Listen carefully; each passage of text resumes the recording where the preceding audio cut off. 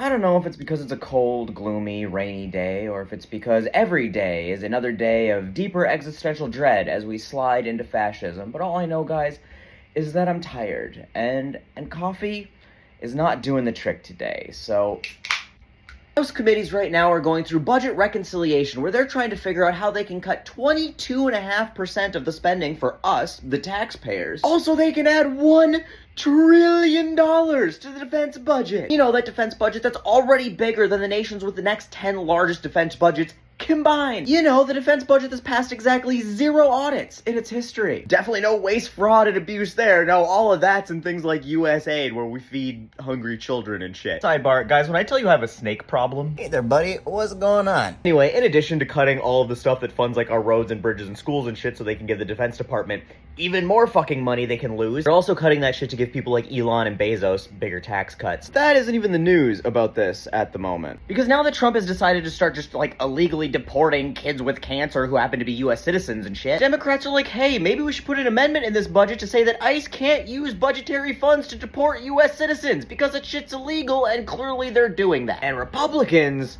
were like, no. Why were they like, no? Is it because they're snakes? No, because snakes are nice. I trust you more than any Republican. See, it doesn't make sense that Republicans would say no to this because it is a meaningless amendment. The Constitution already clearly states you can't deport U.S. citizens. So if they had voted yes on this, it would have changed absolutely nothing about the budget or the bill, but would have given them negotiating power against Democrats in the reconciliation process. So there was only one illogical reason to vote that down. And that's because if they had agreed to this amendment, they would have been saying that House Republicans think that Donald Trump should be required to follow the Constitution. And that would have taken just the tiniest bit of spine. That spine still would have been as limp as Lindsey Graham at the Playboy Mansion, because let's be honest, expecting the president to follow the Constitution of the United States takes, like, literally the bare minimum amount of spine possible, but some spine nonetheless. Look, every single member of Congress right now who isn't issuing articles of impeachment every single day is a fucking coward. Every single member of Congress who isn't voting to impeach every single day is a fucking coward. Every single judge that is not holding this entire administration in contempt of court and sending U.S. Marshals to arrest every fucking member of it